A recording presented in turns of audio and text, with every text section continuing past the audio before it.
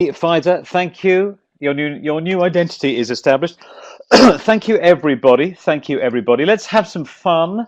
Let's go for it. I don't know how many webinars you've been on, but it's all about you. It's all about open and active participation. I feel in my own modest way that you make the webinar. I don't. I am the facilitator. So let's see what we can do and blast on through. So I'm going to keep it pretty thick, pretty dense, and pretty fast. So as far as it says, if you can't keep it, ask a question is the best way. If I've said something and it's fairly strange, ask a question about that topic. That's the best way to expand upon that piece. I'll just have a quick sip before we go for it. We'll be covering quite a lot today, touching on aspects of coaching, the strange process of change, and we'll be going through the 4 rooms of change, which is a wonderful model. Some of you will understand that. It's always worth going through that again. Some of you, it'll be new to you. It is life-changing. So the surrender bit is really worth hanging around for. We'll be talking about quality and excellence in a corporate or networked environment. And of course, communication. The school is all about communication. Possibly sometimes your day job is all about communication. So let's do the very best we can there. So really, and think right now, what is the biggest change you are going through in a corporate space? So either you're affecting that with other people, or someone else is trying to engineer for you to be part of that change. Keep that in the back of your mind. Maybe even write a sentence. You don't have to type it, but just write a sentence there. So let's have a few breakthroughs today. We've only got an hour. And this is really a skim version of a large topic which takes in many aspects of content.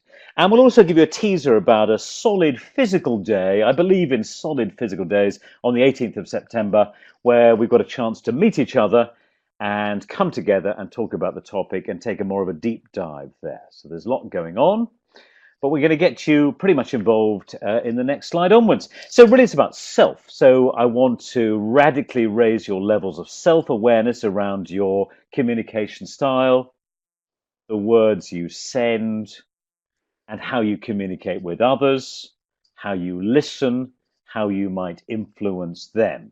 So if we can get your coaching, influencing, communication, and listening skills up 10% today, will have done a fantastic job. It'll be worth your investment of time. Some of you are giving up the sunshine. Maybe you're fed up with the British sunshine or the Irish sunshine. I met someone from Ireland said they've got a heat wave in Dublin. That doesn't happen every decade. Good. So it's about the knowledge of the steps involved in change. And can we take away a few messages which you could use this afternoon or tomorrow with people? So it's a concrete, practical webinar today. All right, let's get you started. Now, did you see what some clever person did?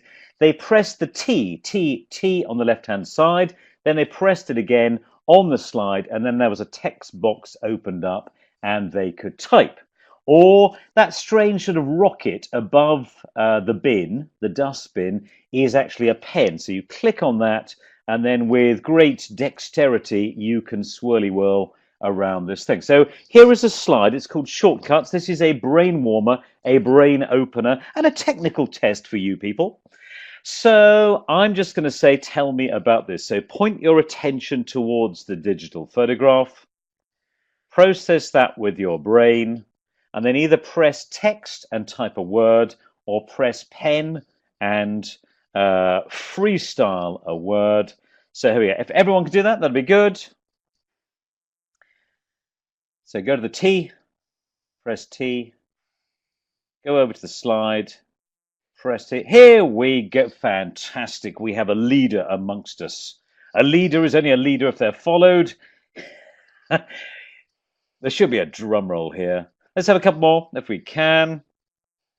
I can't, I mustn't, I shouldn't. There are no passengers on my bus. Very nice. Very nice. And you're positioning them nicely. Here we go. One more, and I'll let you off your homework. Here we go. We're almost there. Almost there.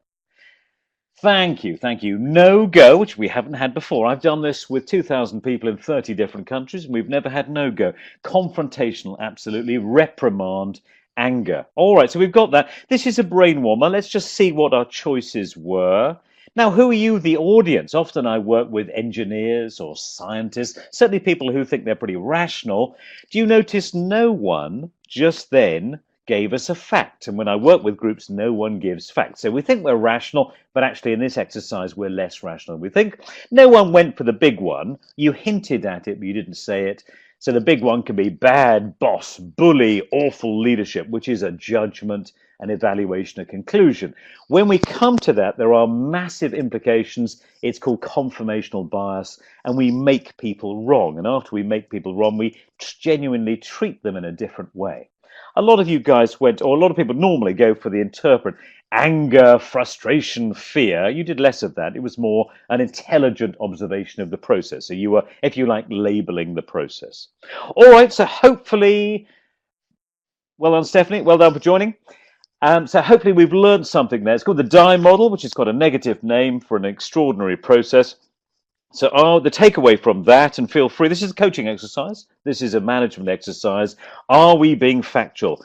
Are we interpreting? Are we bringing our own baggage to the show? And are we limiting our progress as coaches, limiting change by making too many evaluations? Your brains are now officially warm, so let's blast on forward. Okay, so now you know the text box. Actually, we'll do the chat box. Let's do the third piece of technology. So chat. Do you want to type in? What do you want to know today? I think we've warmed you up nicely. Type in a word, type in a short sentence. What do you want to know today? Probably hit everyone. So type in the chat box. The chat box is the little white block at the bottom. I think you press that speech balloon and that will be broadcast to the world. Let's have a couple of these and then we'll move on. So I want to tailor this content to your particular needs.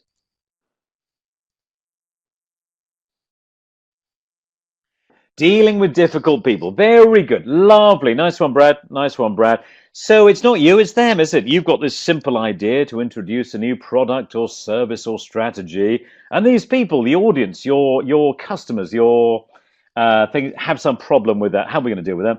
Some essential elements of communicating effectively with people from a different background. Okay, so it's less cultural difference today, but I think we'll certainly touch that area. Very nice. Thank you, people. Thank you, people. Thank you, people.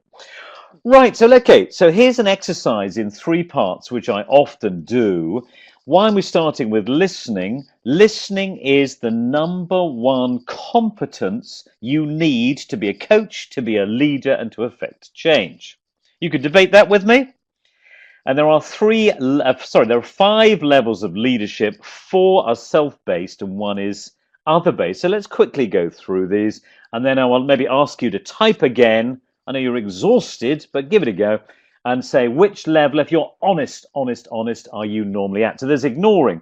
I'm in an open plan office. There is a lot of background noise. I want to focus in a meeting on what I want to focus on. You're at the ignoring phase. You're actively dialing down the noise. You're actively trying not to listen, not to hear, not to be diverted by voice. The next level up. So you're on a 2-hour car trip and your boss or a subject matter expert is driving. So we have the etiquette of being nice, professional, and respectful, but we don't really care about half of the content. Half of the content's good, who we are, the meeting you're going to, the context, the etiquette, and so forth. Half of the meeting is just not you, so you might politely pretend to be listening with It's not listening, but it looks good. We have the next level. So if I say pay rise, red carpet visit from the chief executive, quarterly review, sales meeting, bonus, sex, shopping, beer, summer. This is selective hearing. So some of you weren't 100% focused. Now you are. So that's called, waiting for the bang, waiting for the key moment, and then you choose to switch on. Rather like Echo or some of these rather dodgy background machines that Amazon and Google are giving us. They are selectively listening so they can sell us stuff. How cynical was that? Now, this is the level I give you permission to listen to this webinar at. It's the attentive level. Listen to this, it's an ironic statement. I actively encourage you to steal, grab, use, take, utilize what you need to manage, what you need to coach, what you need to affect change and an increase in quality. Okay, all four of those are you-based, they're selfish. And so we get, you probably guess what we're going to do next. The empathic level. So it's not, as a lot of people say, there's an idiom, walking a mile or a kilometer in someone else's shoes. That's actually impossible. Someone is in a remote village in Iceland. You haven't a clue what their reality is, but you can certainly put on one of their shoes and maintain one of yours. So first we have the empathic lesson of listening. Are you hearing it? Are you checking for understanding? Are you paraphrasing? Are you asking for clarity? It is active listening is actually a conversation. It's a dialogue. It's quite a complicated process. Most people, most of the time, are not actively listening. Okay, you reacting to this? Are you freaking out? Is it hurting your feelings? Are you understanding it? Did you know that? Are you a coach, a trainer, and you know all this? Okay, good. It's all good. What's the next level? Now we have Abraham Maslow, an American guy who researched this about 70, 80 years ago, but it still works. So you take something, let's give it a concrete example. Imagine there's a perfectionist in your office, a perfectionist. I'm just going to ask you, and feel free to type, do the T in the text, or do the rocket, the pen, and do a little tick here. I'll go through these. A perfectionist. So what motivates the perfectionist in your office? So these are unmet emotional needs which are then met by the behavior of perfectionism. Is the perfectionist going for security, safety, certainty, and the known? Is the perfectionist going for variety, stimulation, fresh, new input? Is the perfectionist motivated by meaning, significance, importance, and power? Or is the perfectionist motivated in their perfectionism in your office by a sense or a need to belong, to be part of a community or a group? Good. There's a question mark there. I don't know if that's a tick or not. So security, safety thing. Okay, good. Anyone else? Do we want to add a text or just a tick? Quite a dexterous little piece there. Yeah, okay, security. Okay, so perfectionism. Very good. Okay, so the majority, if this was Eurovision, security we would be winning now, and they'd be hosting the song show next year. Oh, here we go. Here we go. So security, so perfectionism, the avoidance of risk, the avoidance of blame, maybe. Meaning and significance, that was a popular one too, with 3 votes from you. So importance, I am, part of my identity that could be higher if I am a professional. We could be labeling ourselves as something very constructive within the workspace. Very good. Okay, so we've had listening, and we've had listening out or judging people for their drivers of behavior. And so what I do in a physical room is then do an exercise. All right, in groups of 3, actively listen to somebody else. It's an interview structure, and we ask them to identify the drivers. Sometimes it's really easy. Sometimes it's very difficult. And you, if you're a manager, can practice this yourself without calling it a training exercise. Or you can go for it and say, this is an official training exercise. I quite like the 15 minutes on a Friday interactive sessions where we're practicing coaching, communication, or we're addressing some of the change issues. Well done, people. Nice participation levels. All right, we've got another session of participation levels, okay? And I'm going to split you into 2 groups. If your first name begins with A to L, then you can tackle the first 3. If it is M to Z, so the Allisons to Laura's can do to the first bit, and the Monicas to Zacharias can do the second bit, the second. These are passive or neutral phrases. one shouldn't. Or just low energy, maybe I'll try, I'm fine. I wonder if it's a bit of a pity that I don't know. Okay, and the tone is not being insulting to people, it's just low energy. To manage people through a process of change, you have got to invest and put in power and energy and positivity and activity. So, can you get a text box? We only need one and one, top and bottom. Can you change one or two of these phrases from neutral and passive to being active? So, if you follow the best tool, yes, one shouldn't. You cannot. Like your star. Like your star. I wonder if, look, there's a genuine coach who's just written something. Just imagine it. That is the perfect coaching sentence. I'll try, I will. We need to. Very good, very good, very good. Thank you, people. Thank you, people. And someone's found the colored ink. You're an advanced user of Adobe Connect. I appreciate that. So you've got it, you've got it, you've got it. So this is one of the key takeaways. If we do passive low energy change management, we will get precisely nowhere. We have got to upgrade our tone and the words that we use. Let's just ping and see what we've also got. One shouldn't, you must not. Maybe, definitely. I'll try, I will do it, which is what we had. Fine, spectacular. How many times in the office, think about tomorrow, how are you? Fine. Come on, let's upgrade it. Spectacular. I wonder if we need to find out. So from vague to certain, it's a pity. What happened? So suddenly you are a detective. I don't know. I will find out. Passive to active. Very good, people. Okay, let's move on. So I'm building up with these little mini exercises your competence and your muscles to be managers, communicators, leaders of the change process. Okay, I'll just actually read some other ideas here. Let's see if we can do something else here. If I'm going to split you into three groups, how complicated is this getting? I'm going to split you into three groups. If your first name begins with A to H, Alison to Harry, you are a finance director. You are a finance director. If your first name is I to O, Ian to Oscar, you are the second category, the young executive, the young executive. And I want you to write, not yet, but I want you to write your point of view in a second. And if you have a first name from P to Z, so from Peter to Zachariah, you are a project delivery manager. This is just to illustrate different points of view. It's so easy to forget other people. It's so easy to forget other points of view. So the reconciliation of difference is one of the key points. Someone said, how do you deal with different people? It's understanding from their points of view what you can do. Alrighty, so the subject is overtime.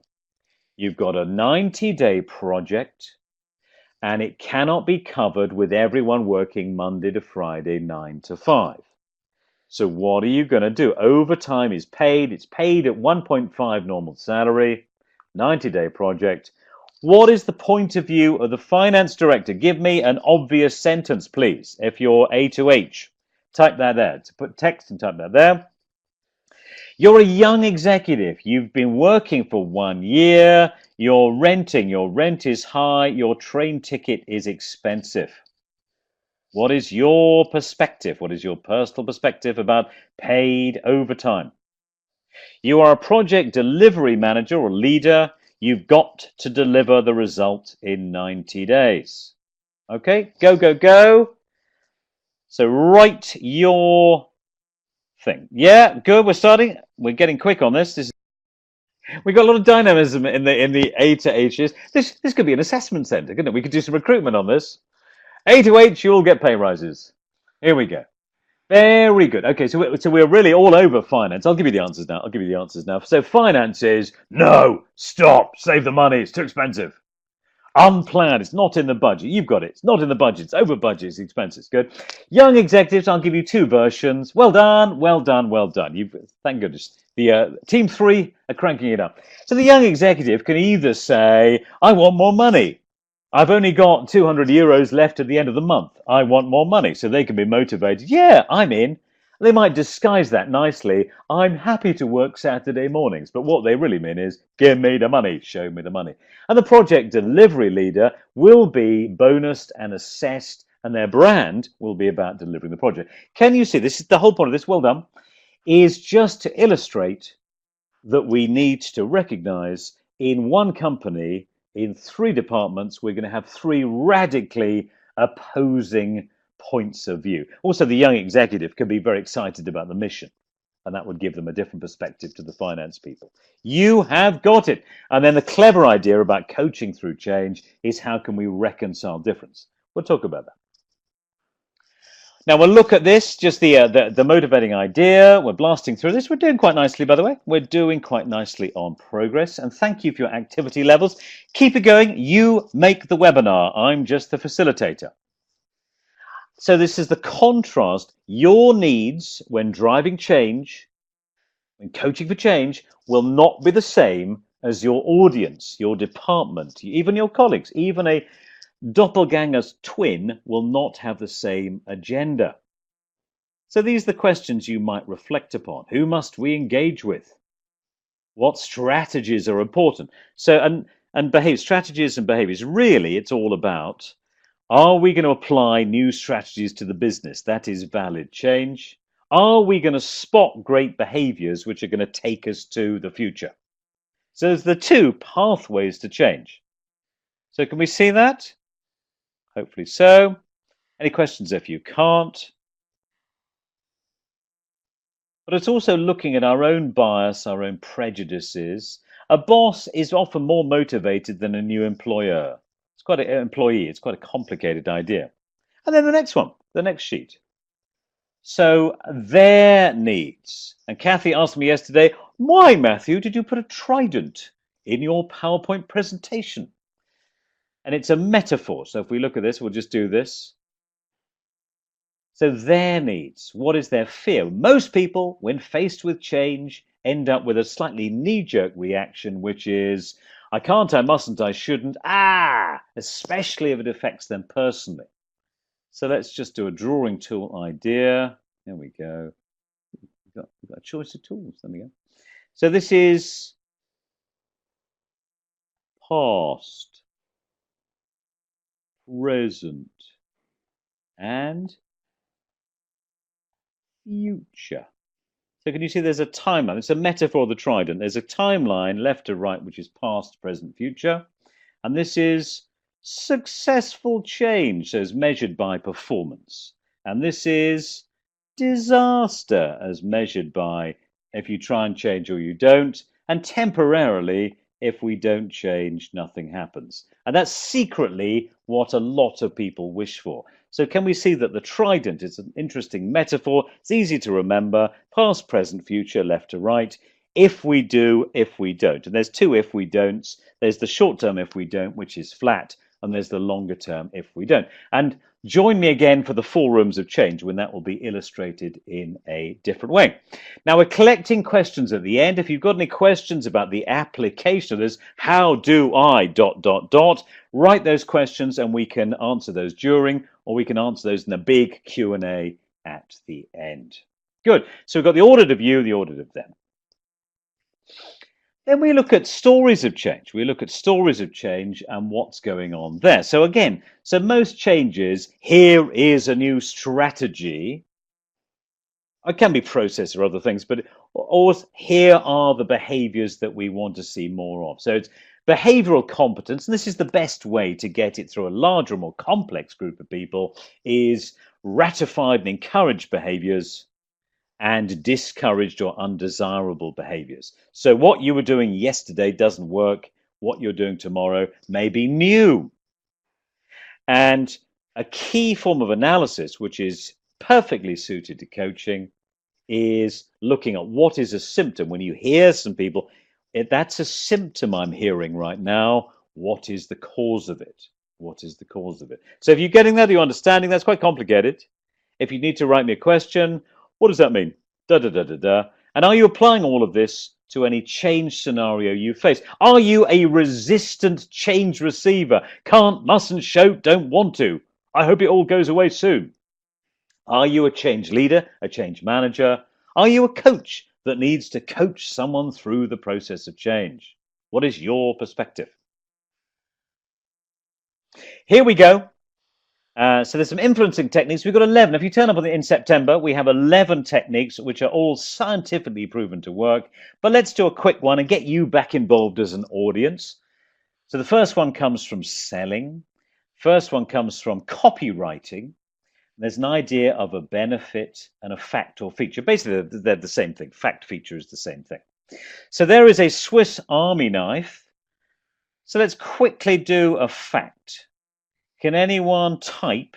So text probably is the best way to do this.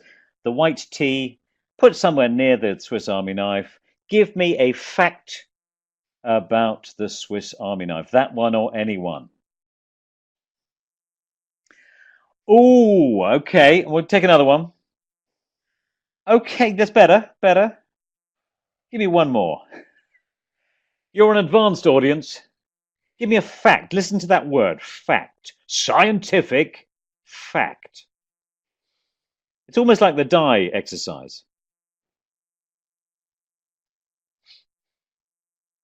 Complex. Okay, so here we go. So really listen. This is loving feedback. This is loving feedback. It's loving feedback. Those are, I wouldn't call them raw facts. They are processed pieces. They are conclusions. Does that make sense? They're actually slightly judgmental. They are cut. Yeah, okay, that's functional. We're getting closer. It has a pair of scissors. It contains a corkscrew. Those are actually facts. If we look at all those facts and we look at our own experience and we go into memory, we can come to a semi-conclusion. I feel it is reliable. So it's not necessarily a fact. Multifunctional, we could take that as a fact, but technically it's not. It has, behaviorists have looked and it has 27 functions. That's more factual. Compact is we're going along the line. If we go back to it, it compresses down to being 100 millimeters long. Can you see that that is a fact? So compact is a more processed version of the fact. Does that make sense? Hopefully it does. All right, so we haven't quite got there, but we're almost there. It has 27 pieces of metal. It is made from Swiss steel. It has a red plastic cover. Those are facts. It weighs 300 grams. It costs 400 euros. Those are facts. Benefits are a much more interesting way of describing anything. When I walk up the Jura mountain, I like to take with me a bottle of rosé wine and sit by a lake. When I am ready, I put the Swiss Army knife corkscrew in the end, and I can then remove the cork from the rosé wine on a hot Thursday afternoon and enjoy a much deserved glass of rosé wine. Can you see that we're starting to get the benefits, the activity, the outcome of a Swiss Army knife? There's another silly phrase: you don't buy a drill, you buy the hole the drill produces. So I want in your communication for you to reflect not on the thing, but what the thing does. I probably confused half of you completely. Either live and enjoy your confusion or ask me a question to get clarity. No one said today would be easy. You're doing all right. Try and keep up. It's all good. Well done. Let's move on. So you are handed a choice. You are handed a change. How are you going to react to that? You have a couple of choices. You have a couple of reactions that you could have. Are you ready for this? So think of the last change that was handed down to you. A new system, a new process, a new service, a new product, new boss, new job, new company, new territory, new customer base. Are we getting it? And that could be anyone. That can be for a coach, a language teacher, corporate executive. Just look at those. What was your first, let's be honest here, you don't have to type this is private. What was your first reaction I loved it. That there will be a specific set of circumstances, which is your value, your upbringing, probably some of your privilege, some of your history. New is good for you. I loved it.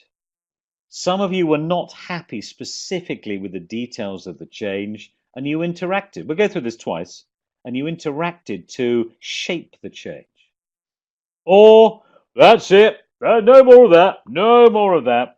A mate of mine was in the finance department of Marks and Spencer's, that famous high-end retailer in the UK, and he was in the finance department. Lovely guy, and he was about 65.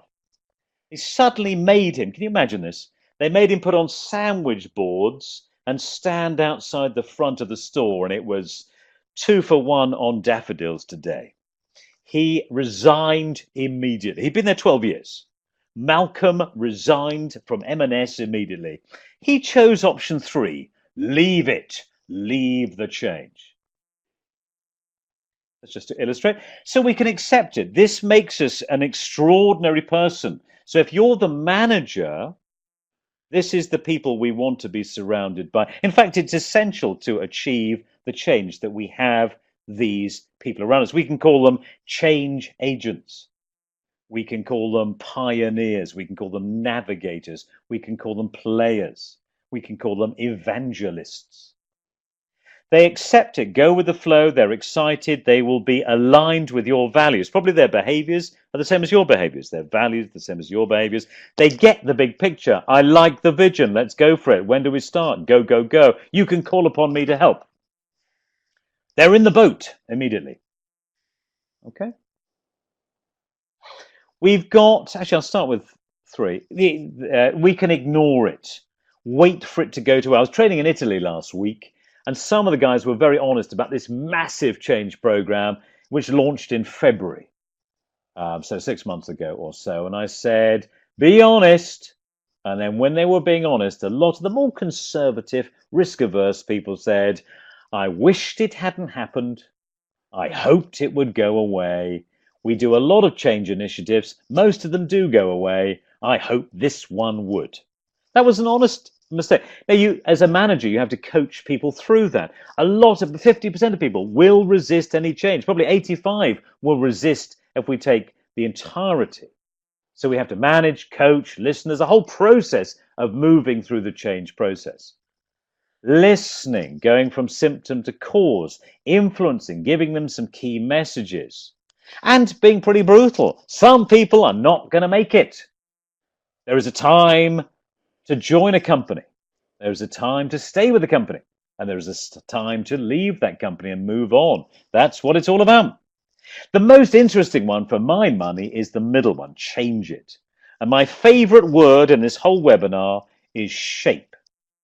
So if you're on the other side, if you're the receiver of change messages, participate, shape, partner, advise, give your perspective, become active. You can be a critic, but a constructive critic. Can we see that? So if that's you, that's the majority of you, let's see what you can do. And if you're managing, then just because someone says, I think there's a better way, I don't agree with what you just said, there's a better way, that's actually an opportunity. So we can label those, one of those things, dealing with difficult people. Please don't label them as difficult. Absolutely recognize their importance, healthy, positive difference, and let's work with their different perspectives. Do you remember the finance, the young executive, and the project delivery leader? Work with difference. We can reconcile difference. What's the value of your opposite number when it comes to change? The value of that person who's opposite to you, the value of you, if you combine it, we call that reconciliation, can get a new solution which can be better than everything. It can be better than everybody. That's how revolution happens. If you've got a bunch of yes women or yes men, yeah, sure, anything, nothing's going to change. And in fact, that's incredibly dangerous. So change fails because we don't engage the critics. The critics sometimes know the answers. Do you like what I'm saying? Feel free to write a provocative comment. Is this clear? Is this unclear? Write a question. What are you talking about? Take a deep dive. Whatever you need. Whatever you need. All right. Now, this is the most powerful thing you have seen on change ever. I like to exaggerate sometimes. It manages people's expectations. There are 4 rooms of change, and the red one has 2 parts. So the floor and up the stairs. So let's go through this. And I want you to really use your own examples. I want you to use your own examples. And then we're going to get your comments. We're going to get your comments. And I'm going to say, so right now, what's the biggest change you're facing? Think. Don't type it. What's the biggest change you're facing? Competition from Google remote training. Competition from Amazon, Google, Apple, whoever. Brexit, or Trump, or isolationism, or whatever it is. Inflation. The weakness of the currency. Doesn't matter. And then we're going to go through, so probably 4 examples now. And then at the end of it, I'm going to ask you, what's the main room you're in concerning the main change that you face? So it sounds quite complicated. You don't understand it now. You will understand it. And then it's a therapeutic type at the end you're going to put to your thing. So let's look what we're doing. Contentment. This is where hopefully most of the people are most of the time. So you are doing a good thing and it's working. A salesperson is selling, a marketing person is marketing, a finance person is totting up the numbers and reconciling at the end of the quarter. You're doing what you're meant to do and it's working. So you're getting growth, turnover, profit, customer satisfaction, effectiveness. You do it, it has a result, it has an effect. Your appraisal ratings are good, your company is going forward, your share price is going up. You're a freelancer, you're still getting paid enough to live. Okay, it's called contentment. We got that? Now we have the most scary, actually the second most scary probably. We have this bizarre blue room at the bottom. I'm doing what I always did, but I'm beginning. So by the way, going back to the first one, what is in there? Well, what are you doing? Just write it down for yourself. What are you doing that's working? And the second one, what are you doing? And you absolutely know it worked yesterday, but you are not at all sure that it's going to continue to work tomorrow. So for our older listeners, you are selling Betamax video. That's just a silly example. Or you're at a market stall selling CDs. 10 years ago, this worked like a dream. But I don't know. The sales are down this year. This is the room of delusion. I'm going to carry on because of habit. I'm going to carry on because it worked yesterday. I'm going to carry on because I got some fantastic results in the past. Okay, so where are you? Honesty test. Where are you in the room, the deep blue basement room of delusion? Okay, next one. This has 2 parts. Confusion. Okay, your boss tells you to change, or you tell other people to change. And there are 2 parts of this, and let's be emotionally honest with each other. So in Italy last week, February came through. I can't, I mustn't, I shouldn't, I don't want to, I don't understand it. What's happened? Your old habit is part of your past. It's part of your past, and it's you're not ready to get rid of it. So you're going to resist. It's going to be a bit of a problem. It's going to be fairly nasty. It's going to be fairly nasty. And so we have a problem there. And so you haven't fully embraced the change. So we want to get to the second part of confusion. And here's the key word for this process. It's called surrender. It's called surrender. I have to give up the old. Being an adult, it's part of my identity. I got my status, my meaning, my belonging, my credibility, my pay rise, my certification in this area. And I have to give it all up and become a naive, child learning everything for the first time. And I'm 30, 40, 50, or 60, and it's uncomfortable. So the key word to get to part 2 of the room of confusion is surrender of the old, of the certainty of your personality. Are we getting that? So that is profound. So that's you and your experience, and that's other people and your coaching or management of them through their journey of the change process. So what real example have you got for part 1? The bad news came in, you resisted it, and you hated it. What example have you got for the second part of the confusion room? I gave up this thing and said, I don't know, help me. I need to practice and learn and make mistakes. As a child, do you remember giving up learning your bike and you never learnt to ride a bike? Do you remember giving up learning to swim so you never learnt to swim? Nonsense. You carried on, but you had to surrender holding the wall. You had to surrender holding the bar, holding the side to do that. This is the magic of the change process. And what is made possible as we go up that spiral staircase into the exotic green room of inspiration. I'm free, I'm modern, I'm secure. I'm part of the new team and the new initiative. If your company has a new strategy which is world beating, you're on the bus, you're on the train, you're on the team. If your company is going through behavioral competence, you have behaviors that will last you a decade. Good for you. Good for you. You've thrown away the typewriter and you've got character recognition. So that is a model. That is a model. What example? Just do the same thing again. What is the model? What have you got which qualifies as I do it and it works? What have you got? I did it and it might not work tomorrow. What have you got? I've been told to change and I'm resisting. Where have you surrendered your learning and you're actually getting on with it?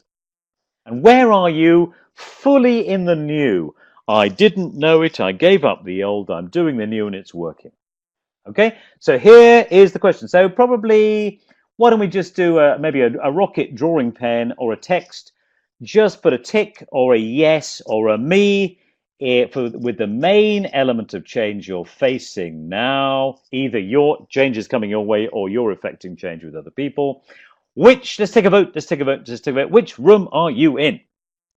Make your mark on that slide. Contentment, delusion, confusion, inspiration.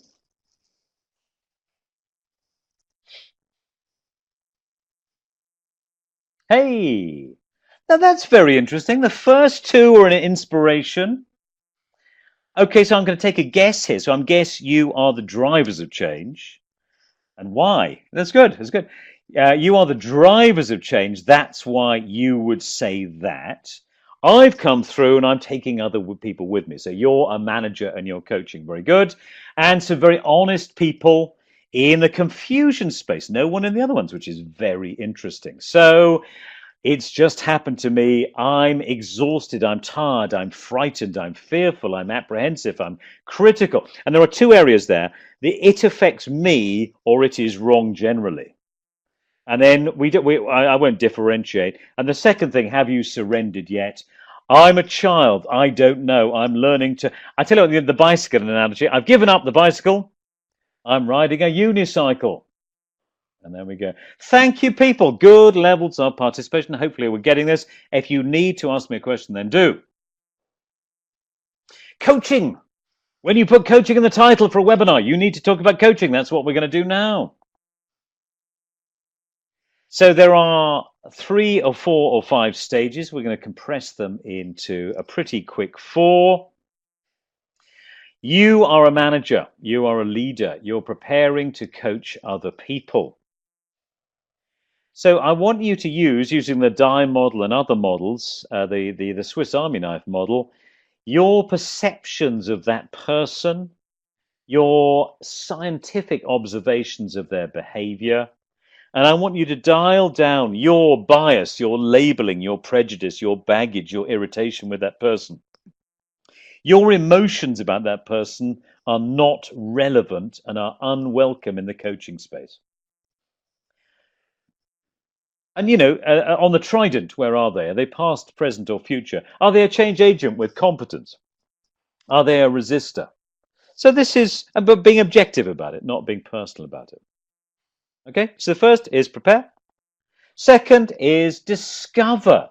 Active listening, dialing down the you, dialing up to them, checking for understanding, and reconciling, beginning to reconcile their point of view, their finance. They are a young executive, they are a project delivery leader, they will be different to you. And it's respect. I'm okay, you're okay. It's respecting their different perspective, checking for clarity, and acknowledging we're in the same company. That's what we have in common. We're both men, we're both women, we're both in our 30s. Acknowledge the commonalities, but respect the differences.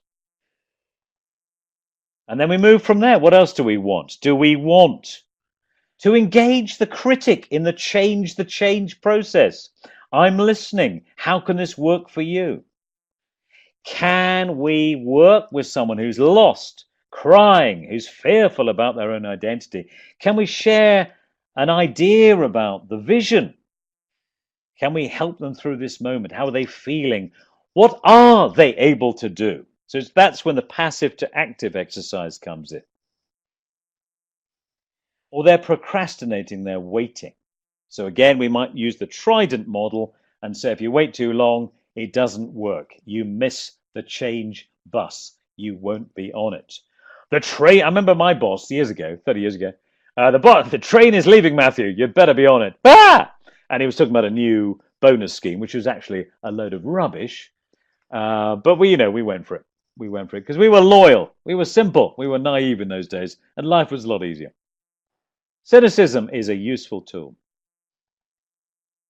And then at the end of a coaching session, it's very nice to have a chat. You might have had a really nice cup of tea, but it's a complete and utter waste of time unless we resolve the particular issue and get ownership, commitment, empowerment, and accountability with the coachee. They own it and something powerful happens.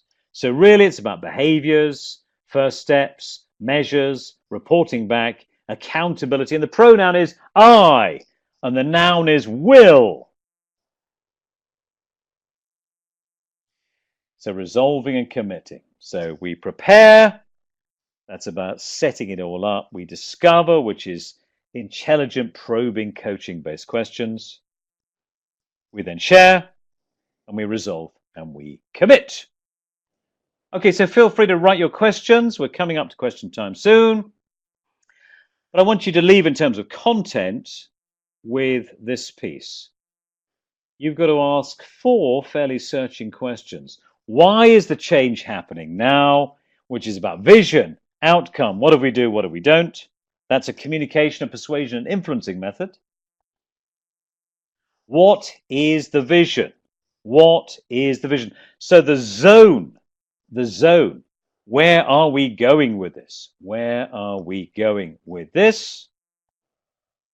What will be changing? So within the zone, what specifically will be changing from what to what? That's the detail. And then the real confidence. Some people get confused by this being at the end.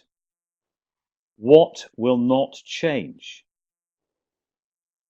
And what will not change? I think I've got a typo there. And what will not change? So why, which is the big vision. What is the vision? So where is affected? What will be changing? And what will not change? All right. So please start typing your questions, and we'll come to those in a second. So type now, and we'll collect those in a second. And we'll just do a quick summary whilst you type that, and we'll go there, and then we'll take your questions. We've covered an enormous amount. Do you feel hot and sweaty on this summer's day?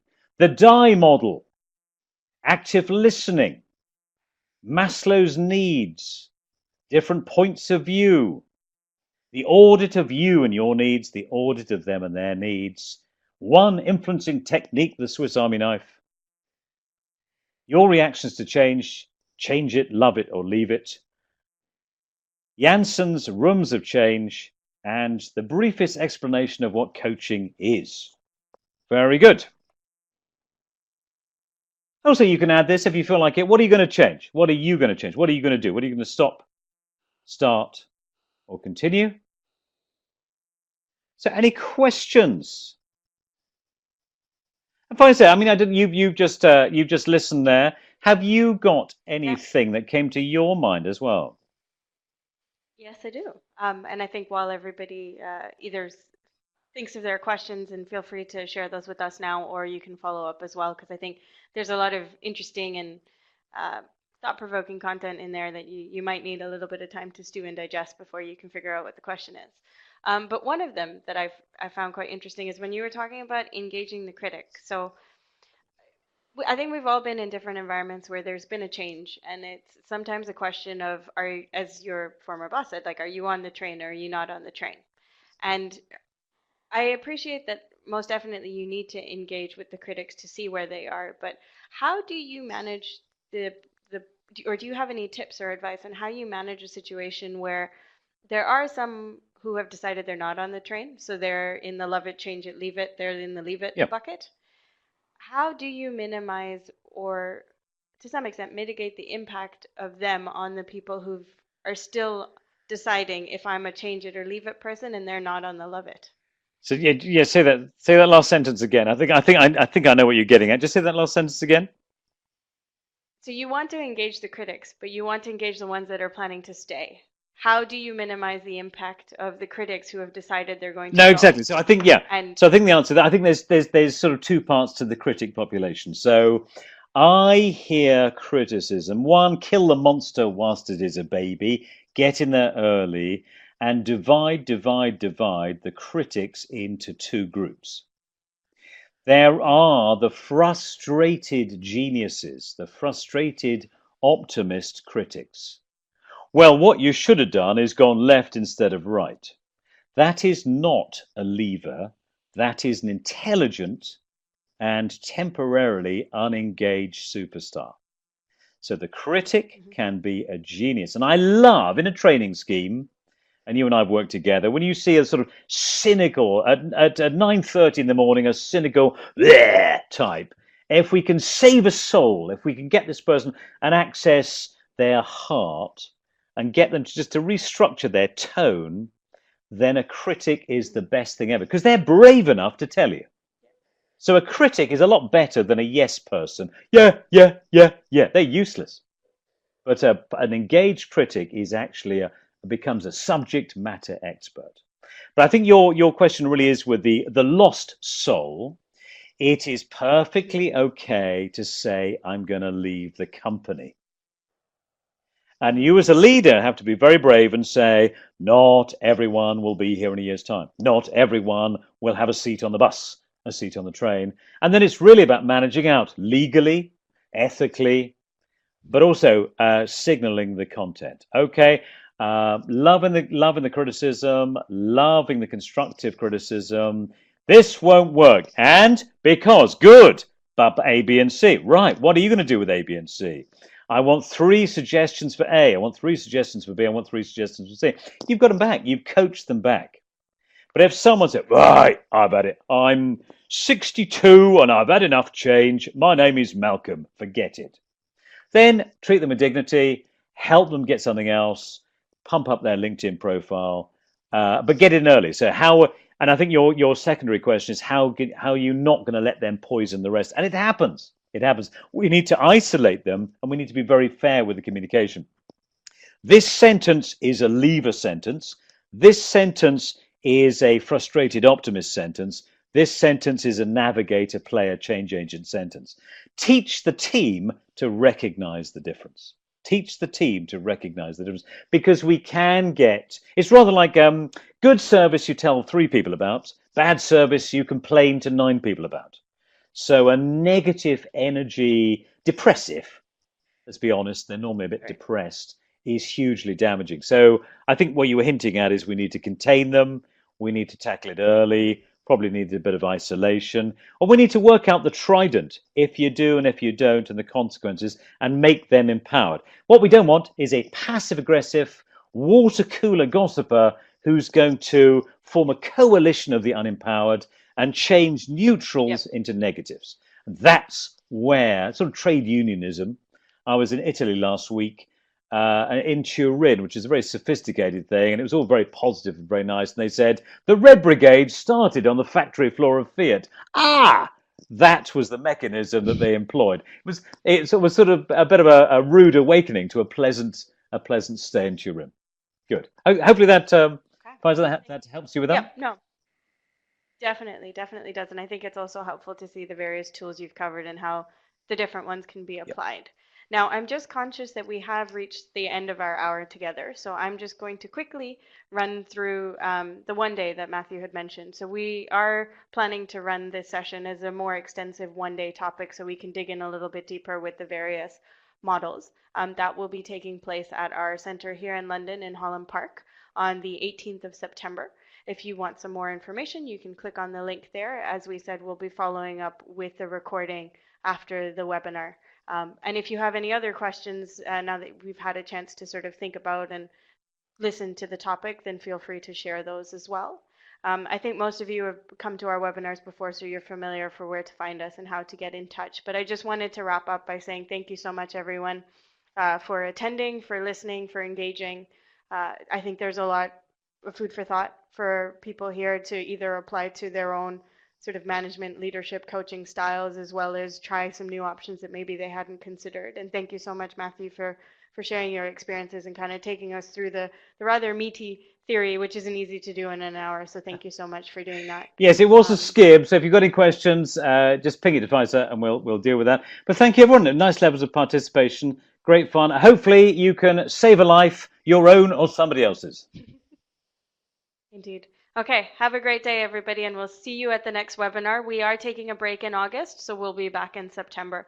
And if you'd like to stay in touch, then keep subscribed to us and our emails, and then you'll get the next few topics. So we will see you soon and have a great summer.